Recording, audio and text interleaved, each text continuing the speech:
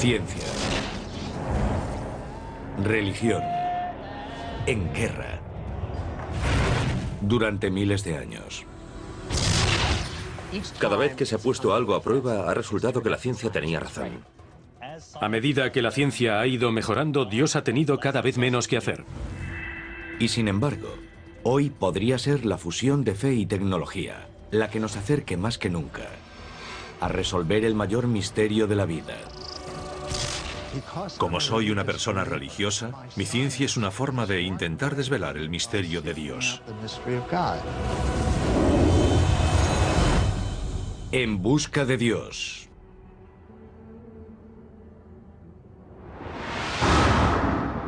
Durante siglos, la Iglesia Católica ha librado una guerra contra la ciencia, en la creencia de que su misma existencia podría minar los principios más sagrados de la fe. Los científicos eran tachados de herejes, sus avances silenciados, y a veces incluso se veían obligados a retractarse ante las amenazas de muerte. Pero hoy hay señales de un cambio radical. Cuando las personas descubren que soy a la vez sacerdote y científico, y especialmente que trabajo para el Vaticano, que tiene un observatorio, la pregunta es siempre, ¿por qué? ¿Por qué tiene un observatorio el Vaticano? Estas instalaciones multimillonarias y de primer nivel mundial se encuentran a 3.350 metros de altura sobre el nivel del mar. Su telescopio de 1,8 metros es capaz de asomarse a miles de años luz a través de las galaxias. Los científicos que trabajan aquí están formados en astronomía y cosmología. ¿Pero qué los convierte en únicos? Que también son hombres de fe y han abrazado la ciencia como herramienta en su camino para encontrar a Dios. Tenemos una metodología muy estricta que vamos aprendiendo a medida que nos preparamos como científicos. Dada la complicada historia de la Iglesia con la ciencia, la propia existencia de este moderno observatorio es sorprendente. Especialmente desde la Ilustración, ha habido una relación amarga entre ciencia y religión, donde la ciencia, creo yo, ha explicado cada vez más al mundo y las personas religiosas se han sentido cada vez más amenazadas. El núcleo de la amenaza para los creyentes es que la ciencia descarte tanto a Dios que Dios acabe por no existir. Y con ello se irá toda una visión de la vida, toda una visión del mundo. Durante buena parte del último milenio, cuestionar las explicaciones que ofrece la Biblia de los fenómenos naturales era peligroso. A comienzos del siglo XVII, astrónomos eminentes eran sometidos a juicio cuando sus descubrimientos científicos chocaban con las creencias religiosas comunes. Una de las ideas científicas más amenazadoras fue la teoría avanzada por los astrónomos Copérnico y Galileo.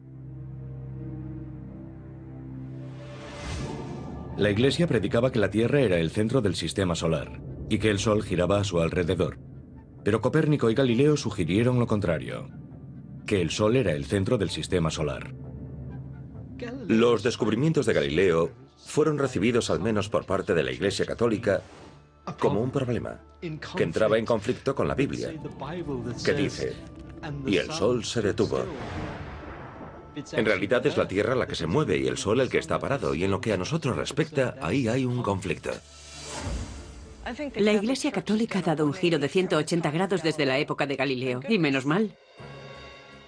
La aceptación de la ciencia es un cambio radical, pero la pregunta es, ¿por qué ahora? La presencia de la Iglesia en el Observatorio Vaticano indica que ésta reconoce el valor de la ciencia y también de los conocimientos que obtenemos a través de ella.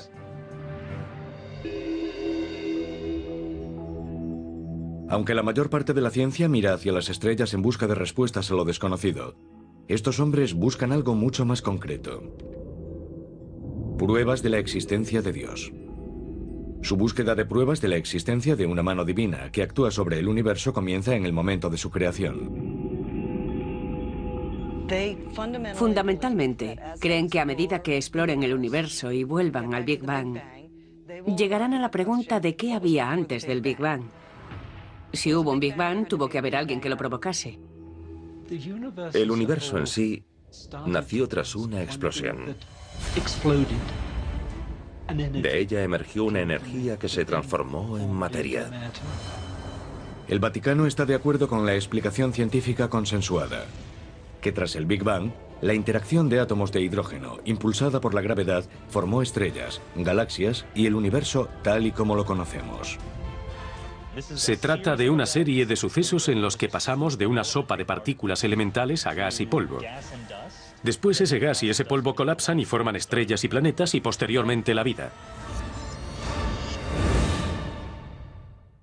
Nosotros procedemos de este universo, al igual que las estrellas, las galaxias, las ranas y todo lo demás. Procedemos de este universo en evolución. Esa es la mejor explicación científica para nuestra existencia. ¿Y esto ocurrió por casualidad o por necesidad? Mientras la religión defiende la necesidad de Dios en la creación de todas las cosas, la ciencia no. No vemos obstáculo alguno para imaginar el Big Bang como algo que ocurrió sin más. No hay ninguna razón cosmológica en absoluto para pensar que alguna influencia externa tuvo que crear el Big Bang. A Stephen Hawking le gusta decir que preguntarse qué había antes del Big Bang es como preguntarse qué hay al norte del Polo Norte. La pregunta no tiene sentido. Hawking recientemente ha suscitado la polémica afirmando, dado que existe una ley como la de la gravedad, el universo puede y se creará a partir de la nada. Stephen Hawking y otros que proponen este comienzo para el universo dicen, no necesitamos a Dios. Eso es absurdo. Este debate marca la línea divisoria entre la corriente principal de la ciencia y la ciencia de la fe.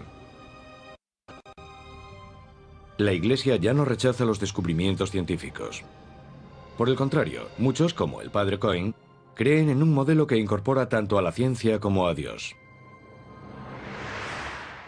Se conoce como la teoría del universo afinado. Sostiene que las condiciones exactas requeridas para la creación de la vida son tan precisas que no podrían haber surgido al azar.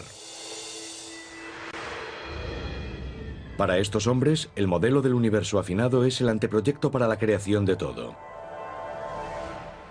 Y Dios es el arquitecto.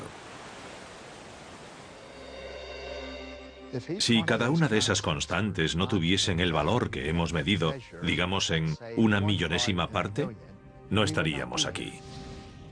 Esa es la noción del universo afinado. Las cosas fueron calibradas. Es como en el cuento de Ricitos de Oro, ni demasiado caliente ni demasiado frío. Y tenemos un universo en el que la gente es inteligente y se hace las grandes preguntas. No se puede demostrar la existencia de Dios a partir de eso, pero desde luego lo sugiere como creador. Si la teoría del universo afinado es correcta, entonces Dios creó el universo en general, pero dejó los detalles a la naturaleza. Lo peor que podríamos hacer es decir inmediatamente que Dios lo hizo.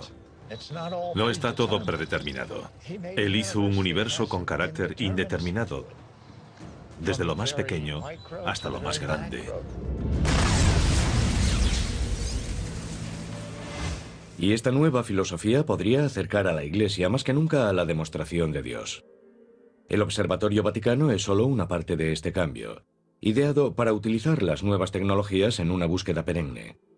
Pero el espacio no es la única frontera en esa búsqueda. Arqueólogos y cazadores de reliquias también buscan pruebas tangibles de la existencia de Dios aquí en la Tierra. Su búsqueda comienza con la Biblia. Ha estado en el centro del conflicto entre ciencia y fe desde el principio. Algunos estudiosos cuestionan los orígenes de muchos libros de la Biblia y de los sucesos que describen. Si tomamos la Biblia como un documento literal, la ciencia tiene algunos problemas con ella. Pero los verdaderos creyentes la ven como la palabra literal del Señor. Y ahora utilizan la ciencia para intentar demostrarlo. Si la investigación científica puede demostrar que ciertos milagros de la Biblia podrían haber tenido lugar realmente, muchos creen que eso demostraría también la existencia de Dios.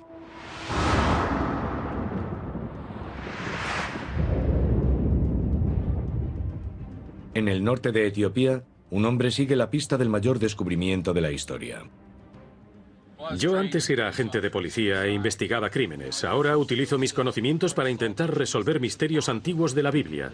Hoy iniciaremos un viaje muy emocionante para resolver posiblemente uno de los mayores misterios de todos los tiempos. Su misión: encontrar el Arca Perdida de la Alianza. Un cofre misterioso, fabricado para guardar las tablas en las que se escribieron los 10 mandamientos. Para muchos, el Arca es poco más que una leyenda. Pero los fieles creen que revelará una prueba material de la existencia de Dios. Según el Antiguo Testamento, Dios se comunicó con los israelitas a través del Arca. Aquí tenemos un objeto que literalmente era una señal de Dios, el símbolo de su presencia en la tierra. Vital en el culto de Israel y que de repente desaparece sin más. Desaparece de la pantalla del radar y nadie sabe qué le ocurrió. El hecho de que el Arca constituya una prueba definitiva de la existencia de Dios es discutible. Pero primero debe ser encontrada. Al igual que Kornuk, otros arqueólogos e investigadores han peinado el planeta en busca de pistas de su paradero. Pero tras miles de años, el rastro se ha enfriado. En su búsqueda, Kornuk se ha centrado en una zona rica en posibles pruebas. Me han dicho que esto tiene sangre. Relatos históricos. Los Abbas me han mostrado un agujero tallado en esta piedra. Dicen que es aquí donde estaba clavado el poste de la tienda. La tienda era el tabernáculo. Y nuevas pistas que muy pronto podrían llevarle hasta el Arca.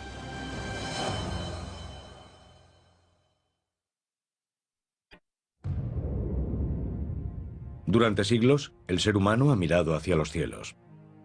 Primero como señal de fe. Y después en reflexión científica. Ahora, la convergencia de estas dos doctrinas opuestas podría tener la clave para resolver el mayor misterio de la vida: la existencia de Dios. Bob Kornuk está en la avanzadilla de esta búsqueda de pruebas tangibles. Va tras el Arca de la Alianza. Uno de los objetos más importantes del Antiguo Testamento. Se cree que el Arca contiene el todopoderoso poder de Dios.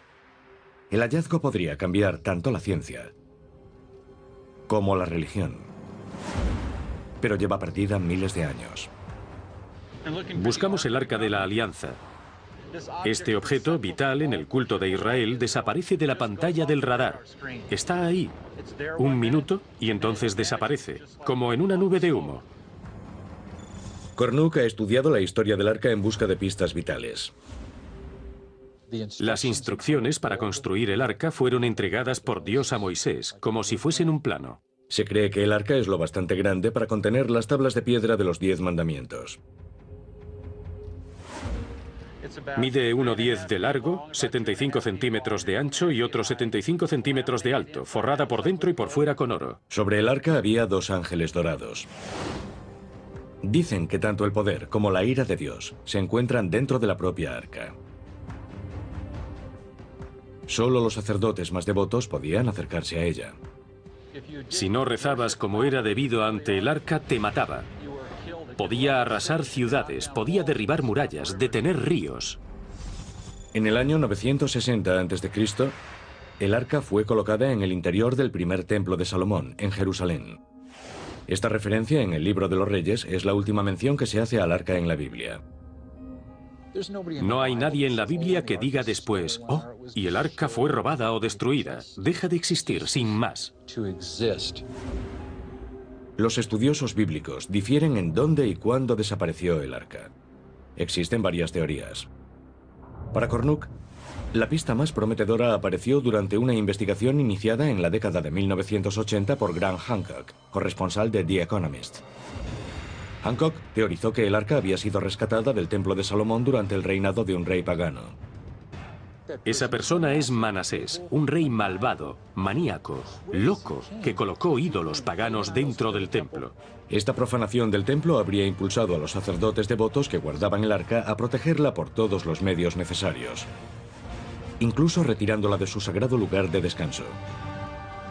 El arca habría sido retirada por los sacerdotes levíticos leales, que sin duda rechazaban todo lo que se estaba haciendo y que contaminaba el templo. Cornuck cree que la vía de escape más probable para salir de Jerusalén habría sido hacia el oeste, hacia Egipto, y después el descenso por el río Nilo. La siguiente pista que apoya su teoría podría encontrarse en estas rocas de la pequeña isla Elefantina. Su hipótesis se basa en la existencia, en este lugar, de las ruinas de un antiguo santuario, construido siguiendo las especificaciones exactas del Templo de Salomón, el hogar original del arca. Los habitantes de la zona creen que fue construido como refugio provisional, pero el arca no estaría a salvo allí durante mucho tiempo. Los arqueólogos afirman que se produjo un enorme conflicto en la isla Elefantina. Los historiadores describen una revuelta de los egipcios vecinos que puso al arca en peligro. Cornuck cree que el motivo del ataque podría proporcionar una pista sobre lo que le ocurrió al arca. Dicen que el arca era tan poderosa que exigía un sacrificio de sangre para ser contemplada. Según la ley judía, esto está prohibido en todas partes, salvo en presencia del arca. Los judíos habrían sacrificado un cordero, y los egipcios adoraban al cordero. Eso supuso un conflicto y la destrucción del templo. Cornuck especula que, en plena batalla, el arca fue trasladada para ponerla a salvo. La pregunta es, ¿a dónde?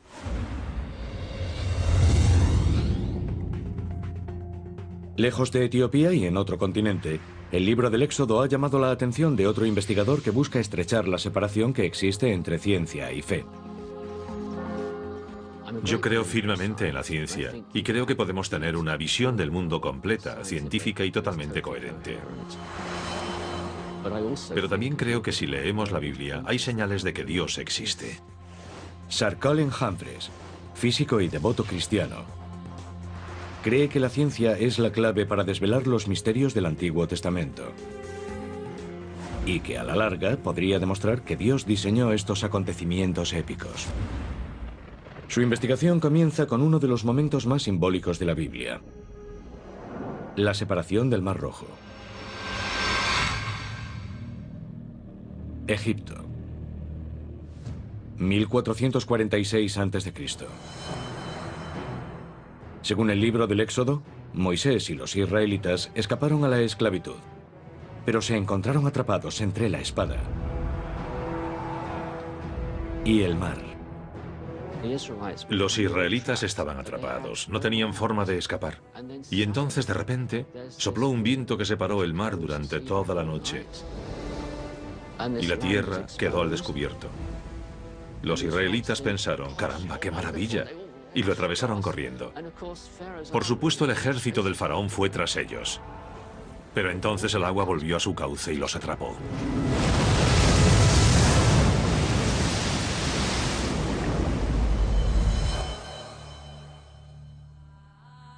Para los creyentes, ese pasadizo de hace 3000 años es una prueba de la actuación de Dios.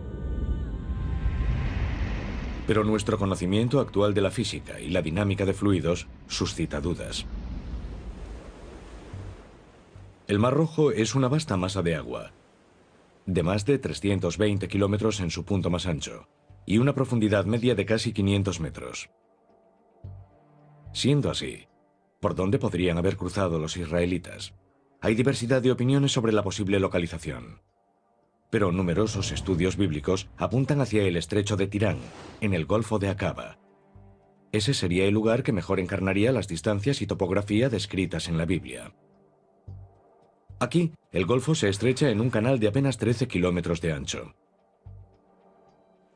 Una cordillera de arrecifes de coral que discurre por el fondo marino crea la parte menos profunda del Mar Rojo. Pero los arrecifes se encuentran a más de 10 metros de la superficie, a demasiada profundidad para cruzar a pie como se describe en el Éxodo. Y también está el problema de las tropas del faraón. El Éxodo dice que un ejército egipcio perseguía a los israelitas fugados. Si el relato bíblico es cierto, ¿cómo es que ellos tuvieron un destino diferente? Para los no creyentes, la improbabilidad de estos sucesos es prueba de que ese relato del Antiguo Testamento no es más que un cuento.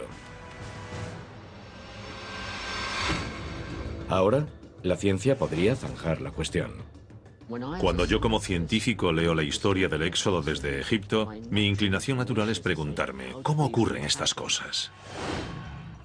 La explicación podría ser un sencillo principio físico que puede ser observado en un vaso de agua normal y corriente. Se ve muy bien si llenamos un vaso de agua hasta el borde y soplamos. Vaciamos parte del agua. Y si tenemos un viento muy fuerte que sopla sobre una amplia superficie de agua, puede desplazar a esta. Y esto es conocido por todos los geólogos y científicos. En ejemplos extremos en los que grandes cantidades de agua son desplazadas por este fenómeno, los científicos también han observado una reacción poderosa.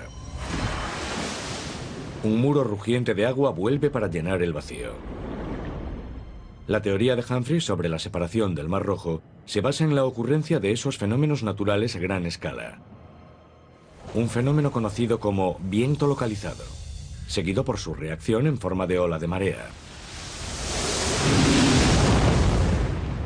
El científico atmosférico Dr. Carl Druce, del Centro Nacional para la Investigación Atmosférica, cree que Humphreys podría haber dado con algo. El fenómeno de viento localizado ocurre cuando sopla un viento fuerte durante un periodo de tiempo determinado sobre la superficie del mar. Gradualmente el agua se desplaza en la dirección del viento y se retira de la costa. Y así la superficie del océano baja. Por lo tanto nos encontramos con una zona de tierra firme donde antes estaba el fondo marino. Aprovechando la potencia de los superordenadores, Druce ha estudiado el efecto de los vientos localizados en lugares que van desde el Nilo y la costa de Inglaterra hasta un par de episodios similares ocurridos en los Grandes Lagos en 2006 y 2008. El viento localizado se observa cada 5 o 10 años en el lago Erie. Se producen fuertes tormentas que llegan del oeste y que provocan marejadas ciclónicas en Búfalo. Pero en el lado de Toledo, que está frente al viento, grandes zonas del lago se secan completamente y el agua desaparece en el horizonte. Se ha observado que la diferencia de altura entre un lado del lago Erie y el otro puede ser de hasta 5 metros. Esperaríamos que toda el agua del lago Erie estuviese al mismo nivel, pero si hay un viento fuerte que sopla durante varias horas, hay 5 metros de diferencia. Pero haría falta una tormenta de una fuerza extraordinaria para dividir el Mar Rojo, incluso en la zona menos profunda de los 10 metros, en el estrecho de Tirán. Para que se produzca un viento localizado aquí, tendrían que soplar vientos muy potentes durante horas y en una dirección muy precisa.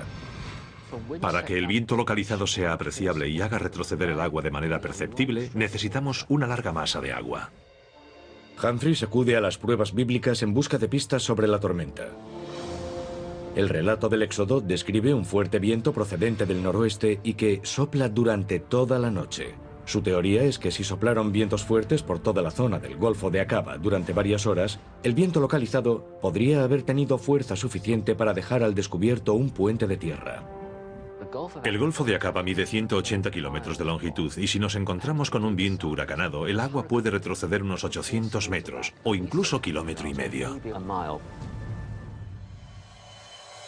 Con datos recogidos de los satélites de la NASA, el Dr. Carl Druce crea un modelo oceánico y un mapa terrestre del Golfo para evitar los posibles efectos de una tormenta de esas características. He usado mapas geológicos, estudios geológicos, la dirección de los sedimentos para reconstruir la configuración de las lagunas y ríos que había durante el período del Éxodo. Después los introduje en el modelo oceánico con un superordenador y apliqué un viento digital que soplaba a 101 kilómetros por hora. Sería difícil caminar con ese tipo de viento, pero es posible avanzar poco a poco. Huracanes y ciclones a menudo se desarrollan en mar abierto. De modo que, según los patrones meteorológicos mundiales, ¿podría una tormenta de esta magnitud haberse desatado sobre el Mar Rojo, que está rodeado de tierra? Un estudio oceanográfico de la Universidad Estatal de Florida calculó que una tormenta de ese tipo podría afectar a esta región una vez cada 2.400 años. Una probabilidad escasa, pero científicamente posible. Combinando el relato bíblico del paso con los modelos científicos, Druce elabora una cronología que coincide con las condiciones descritas en el Éxodo. La tormenta perfecta. La Biblia dice que esto ocurrió a lo largo de una noche. De modo que el viento sopló 12 horas y de repente se paró. Y las aguas se separaron y estuvieron separadas durante un periodo de 4 horas. Después volvieron a unirse. Pero incluso si hubiesen dispuesto de 4 horas para cruzar el puente de tierra que habría quedado al descubierto, para los 2 millones de israelitas habría sido imposible atravesar el Mar Rojo y escapar. ¿Es posible que las pruebas científicas refuten el relato bíblico? Mucha gente para cruzar por ese espacio en solo 4 horas. Esta cifra es increíblemente grande. Algunos creen que la historia del Éxodo es inventada. Humphreys atribuye esta discrepancia a la difícil traducción del Éxodo. En hebreo antiguo, la misma palabra podía tener varios significados diferentes. Y la palabra que se utiliza para decir miles en el libro del Éxodo es una palabra hebrea llamada Aleph, pero que también puede significar un grupo o una tropa. Por la literatura egipcia sabemos que una tropa en el ejército egipcio eran solo 10 hombres. De modo que cuando tenemos en cuenta esa traducción y sumamos, no acabamos con 650.000 hombres de más de 20, acabamos con 5.000 hombres de más de 20. Y si sumamos mujeres y niños, nos encontramos con 20.000 personas, algo mucho más manejable. Si el nuevo cálculo de Humphreys es correcto, reforzaría la teoría de que el milagro del Mar Rojo sí ocurrió realmente. Humphreys calcula que un grupo de este tamaño podría haber cruzado un tramo de 13 kilómetros en 4 horas. Así pues, todo encaja. Y la operación matemática, que es complicada, de repente se simplifica y se convierte en algo tan elegante que habría que decir que es la solución correcta. Es un descubrimiento emocionante. Modelos informáticos avanzados podrían validar también un último elemento del milagro del Mar Rojo. Al reducir el tiempo invertido para cruzar el mar a tan solo 4 horas, la ciencia explica cómo los israelitas podrían haber escapado hacia la libertad. Y también cómo habrían encontrado su final los egipcios. En una de las mayores matanzas recogidas por la Biblia.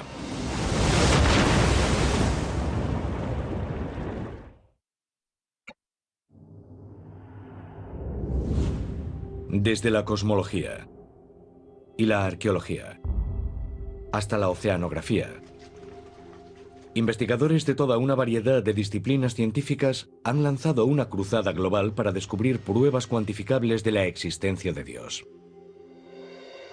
Sir Colin Humphreys y el Dr. Karl Drews buscan pruebas que demuestren que los sucesos descritos en la Biblia ocurrieron en realidad. Usando cálculos precisos junto a modelos informáticos complejos, ambos hombres han detallado el escenario de la tormenta perfecta que, en su opinión, podría haber causado la separación del Mar Rojo, tal y como la describe el libro del Éxodo. Según su teoría, un fenómeno conocido como viento localizado provocó que vientos de una duración y fuerza excepcionales apartasen las aguas el tiempo suficiente para que los israelitas recorriesen su camino hacia la libertad por un puente de tierra que habría quedado al descubierto. Pero el libro del Éxodo describe también la destrucción súbita del ejército del faraón mientras perseguía a los israelitas por el lecho marino. Para explicar esta circunstancia, Drews y Humphreys apuntan a la fuerza natural opuesta que sigue a los casos extremos de vientos localizados. Una ola de marea. El término define el fenómeno en el que una marea devuelve el agua desplazada con tanta fuerza que forma una ola gigante de enorme potencia. En cuanto el viento cesa, de repente el agua vuelve y nos encontramos con enormes muros de agua revuelta y atronadora. Eso aplastará a todo aquel que se encuentre en el pasadizo. Los cálculos de Drews revelan que un viento localizado, lo bastante potente como para separar el Mar Rojo, habría desencadenado una ola de marea de una magnitud demoledora. Cuando leí por primera vez la historia, lo primero que pensé fue que si vieron venir el agua, ¿por qué no salieron corriendo? Pero lo que la matemática demuestra es que si tenemos agua que ha sido desplazada por un viento localizado y ese viento de repente cesa, el agua vuelve como ola de marea. No vuelve gradualmente, vuelve de manera repentina. Y eso es lo que dice el libro del Éxodo, que Moisés extendió su mano sobre las aguas y que el viento dejó de soplar.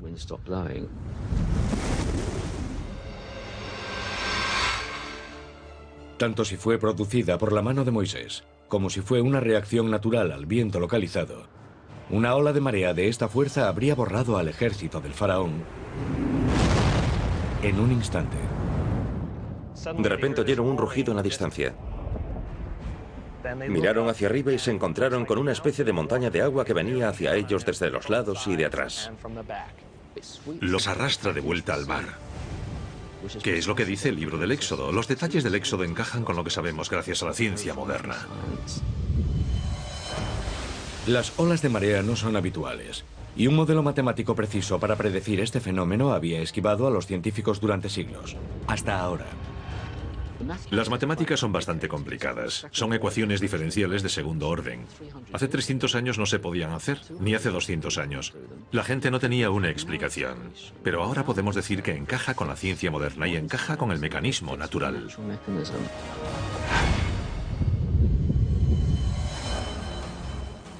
Solo con la llegada de los superordenadores han sido posibles las predicciones de dinámica de fluidos de esta complejidad.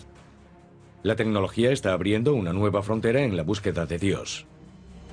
Pero aunque estos fenómenos naturales ofrecen una explicación científica para los sucesos descritos en el Éxodo, eso por sí solo no demuestra la existencia de Dios. Pudiera ser que Moisés hubiese tenido mucha suerte. Pudiera ser que fuese un meteorólogo excelente. Está claro por qué le llamamos un milagro. Y es por el momento en que ocurrió. Porque si no, los habría masacrado. Es un fenómeno muy improbable como para que ocurra en una noche tan concreta, justo cuando lo necesites. Si Moisés tuvo tanta suerte, todos deberíamos apostar por él. Creo que la sincronización demuestra que Dios actuó. Tanto Druze como Humphreys están de acuerdo en que la existencia de Dios no está en los sucesos naturales en sí mismos, sino en su milagrosa sincronización. En definitiva, a la ciencia le resulta imposible explicar cómo una tormenta que se produce una vez en la vida tuvo lugar en el sitio y momento correctos para rescatar a los israelitas. Yo creo que la ciencia contesta a las preguntas del cómo. ¿Cómo ocurrió esto? La religión contesta a las preguntas del por qué. Algunas personas creen que si puedes explicar un milagro ya lo estás descartando como tal. Pero yo no lo creo así. Deberíamos esperar que Dios actuase dentro del universo y dentro de las reglas que Él ha creado para ese universo. Por eso para mí eso no excluye a la fe para nada. De hecho hay un salmo que dice que cuando Dios hizo volver al Mar Rojo, no dejó su huella en el agua para nada. Así que Dios obviamente no era visible. Aunque su trabajo ha estrechado la separación entre la ciencia y lo divino, estos científicos reconocen que, por el momento, todavía es necesaria la fe para salvar las últimas distancias. Los científicos deberían ser humildes y darse cuenta de que la ciencia no puede llegar a lo sobrenatural, solo estudiamos lo natural. Así que yo estudio los movimientos del viento y del agua. Según la Biblia, Dios envió el viento en el momento justo y le dijo a Moisés que estuviese allí.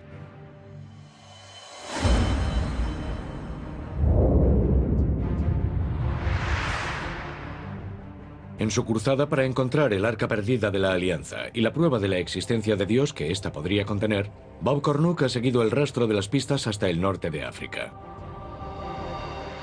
Si el arca debe abandonar su lugar de descanso durante 3 siglos en la isla Elefantina, Cornuke cree que la ruta más probable hacia la seguridad habría sido directamente Nilo abajo hacia Etiopía.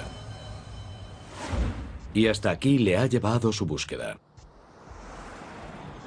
Iremos a Gondar, que es un lugar en el que siguen residiendo judíos hoy en día que afirman ser descendientes del pueblo que trajo el arca de la alianza aquí, a Etiopía. Aquí los judíos constituyen menos del 1% de la población. Pero la existencia de esta comunidad aislada no es una prueba concluyente de que el arca pasase por aquí. La mayoría de los expertos opinan que la presencia de judíos aquí es una mera coincidencia. Los estudiosos se burlan de la idea de que el arca de la alianza pudiese haber pasado por aquí. Vamos a averiguar si estos estudiosos podrían estar equivocados. Estamos en la aldea Falasi, en Gondar, Etiopía, una ciudad única en el mundo, en su momento una floreciente comunidad judía. Hoy, la mayoría de los judíos Falasi han desaparecido. Pero por todas partes quedan numerosas de su presencia. La comunidad judía que vivía aquí, en esta aldea Falasi, estuvo aquí 400, 500 años antes de... Hay monumentos de piedra, y estas tumbas podrían tener miles de años. Los habitantes del lugar siguen las tradiciones judías típicas en la mayoría de los aspectos, excepto en uno. Celebran sacrificios con sangre que no se hacen en ningún otro lugar del mundo, salvo aquí, en esta aldea Falasi, desde hace no centenares, sino miles de años. ¿Podría ser este el eslabón definitivo con el arca? Kornuk busca al último rabino que queda en la comunidad Falasi. ¿Cuánto tiempo llevan los judíos en esta zona? Esto es del año 500 antes de Cristo. Vale, ella dice que los judíos estaban aquí 500 años antes de Jesús, y yo creo que nuestras pruebas lo demuestran. ¿Sabe si los Falasi hacen sacrificios con sangre?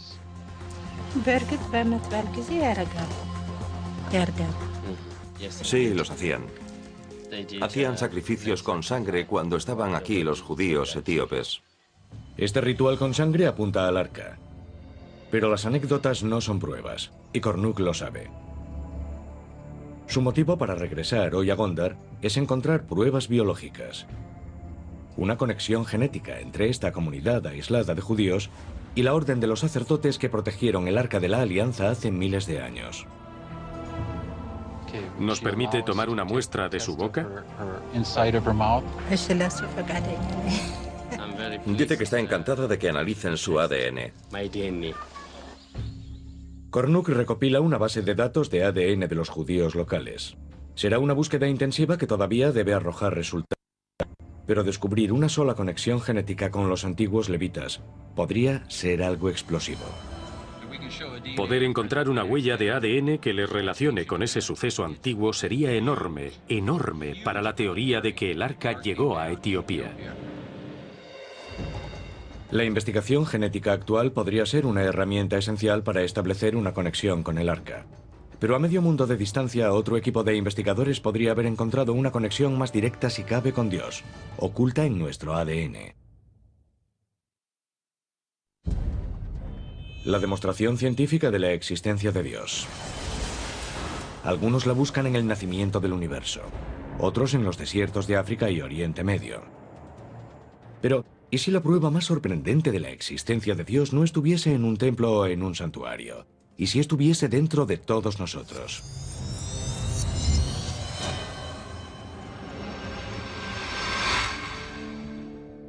Investigaciones genéticas recientes han suscitado un debate explosivo, explorando si tal vez estemos construidos para creer en Dios. El famoso biólogo molecular Dr. Dean Heimer ha descubierto lo que él denomina el gen de Dios. Prueba de que la creencia en Dios, o incluso el mismísimo Dios en persona, está codificado en nuestro ADN. Los científicos intentan refutar a Dios desde hace mucho tiempo, pero no lo han conseguido, y no hay señal de que vayan a conseguirlo en el futuro. De modo que hay algo en lo más profundo de nuestros cerebros relativo a la forma en que la espiritualidad afecta a nuestra conciencia. Y por lo tanto nos parecía razonable hacernos la pregunta de si habría una base genética para ese rasgo. El Dr. Heimer se encontró con el tema por accidente. Yo estaba estudiando el papel de los genes en otros rasgos de la personalidad y en la orientación sexual, que como sabemos tiene un componente biológico. Y resulta que estaba usando un cuestionario sobre personalidad que incluía un apartado denominado autotrascendencia. El Dr. Heimer define el término autotrascendencia como la inclinación a ver el mundo más grande y más amplio que nosotros mismos. Un mundo de espiritualidad más allá del reino físico de la vida cotidiana. Se puede demostrar numéricamente que la religión de una persona católica frente a protestante, por ejemplo, es un 100% medioambiental. Pero la espiritualidad tiene un componente medioambiental escaso y es fundamentalmente genética. De hecho, la gente quizás reza más de lo que practica el sexo, por ejemplo. Heimer analizó el ADN de 2000 personas de todas las religiones, así como de no creyentes. Seleccionamos un grupo de genes y buscamos cualquier cosa que tuviese una correlación consecuente con un nivel de autotrascendencia. Tras varias rondas de análisis, el equipo de Heimer identificó un tipo de gen particular relacionado aparentemente con una sensación de espiritualidad fuerte. Ese gen es el denominado VMAT2, siglas de transportador vesicular de monoaminas. Para simplificar las cosas, le hemos llamado el gen de Dios. Creemos que es algo que tiene que ver con la capacidad o susceptibilidad de una persona a creer en conceptos como el de Dios. ¿Es esto una prueba de que Dios está incorporado en nuestro código genético? Un elemento interesante de la espiritualidad es que se trata de un rasgo independiente de la personalidad. Es diferente de la ansiedad, es diferente de todo lo demás que hemos medido y tiene un componente emocional muy fuerte que hace que la gente crea en las cosas más descabelladas o en las más importantes, dependiendo de nuestro punto de vista. Por eso tenemos cruzados, por eso tenemos todas las grandes actividades de la Iglesia y todas las terribles, las horrorosas también.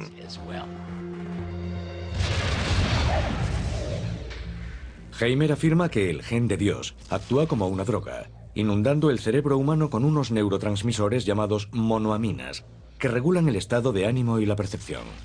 El gen de Dios equilibra estas monoaminas a medida que pasan de célula a célula y afecta a las respuestas emocionales del individuo. El gen VMAT2 lo tiene todo el mundo. Del mismo modo que todos tenemos el gen del color del pelo. Y dependiendo de qué alelos del gen tengamos y qué combinaciones de genes tengamos, se determinará si nuestro pelo es rubio o negro, o si estamos más arriba o más abajo en la escala de la autotrascendencia. Cuanto más fuerte sea el alelo o la versión del gen VMAT2 de una persona, más probable será que sienta la presencia de Dios. Durante su investigación, el equipo de Heimer detectó otro fenómeno. Los efectos de una forma poderosa del gen de Dios algunas veces pueden realzarse o imitarse con drogas alucinógenas. Si analizamos algunas drogas psicodélicas como la psilocibina, por ejemplo, o el LSD, son análogos de la serotonina, lo que significa que se parecen a la serotonina, pero engañan al cerebro. Y nosotros creemos que ese tipo de alteraciones de la conciencia que se producen con una droga como la psilocibina o el LSD son similares a las que se producen durante experiencias intensamente religiosas, intensamente espirituales. Ya sea Jesús caminando por el desierto o Buda sentado bajo su árbol.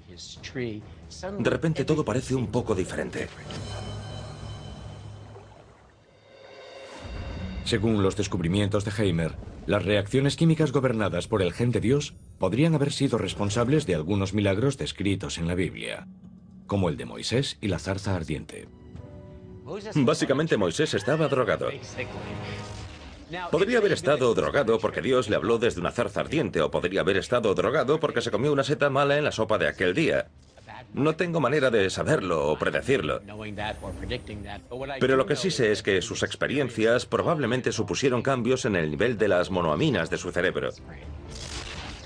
Y esto no quiere decir que las experiencias religiosas sean simplemente como drogas. Quiere decir que ambas funcionan del mismo modo en el cerebro. Tener la versión del gen de Dios que te hace más espiritual es como tener una pequeñísima dosis de psilocibina durante toda tu vida. Y eso hace que el cerebro sea un poco más susceptible a este tipo de ideas.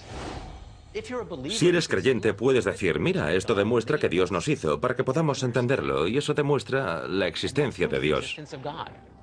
Si eres no creyente, puedes decir, mira, esto demuestra que el cerebro se inventa a Dios. Es solo un montón de químicos. Dios no existe. Pero si no está ahí para conectar al hombre con Dios, ¿por qué habría de evolucionar algo como el gen de Dios?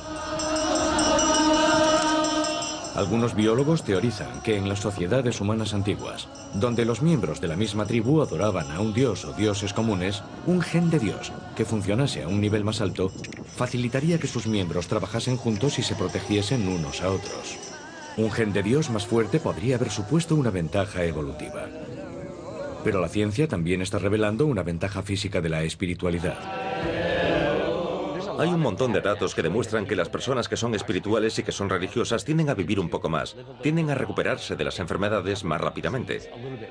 Hay muchas posibilidades de que los genes como este puedan haber permanecido en la mezcla y haber sobrevivido a la evolución reciente. La causa de esta ventaja todavía está por determinar, pero el efecto es un campo en el que la ciencia y la fe trabajan juntas para conseguir avances. Es una relación que Heimer ha estudiado minuciosamente. La ciencia y la fe llevan en guerra mucho tiempo.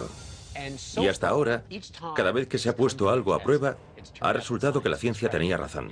Sí, la Tierra no es el centro del universo, gira alrededor del Sol. Sí, la evolución sí se produjo, y estamos relacionados con otros animales. No somos algo único que hayan puesto aquí. Pero donde la ciencia se equivocaba era en que la ciencia no habla a las necesidades emocionales de las personas, no cambia la conciencia de la gente del modo que lo hace la religión. ¿Lograrán explicar alguna vez los científicos los orígenes de la conciencia humana? ¿O es eso cuestión de fe? Un nuevo campo de investigación pionero busca respuestas en uno de los lugares más enigmáticos de la Tierra.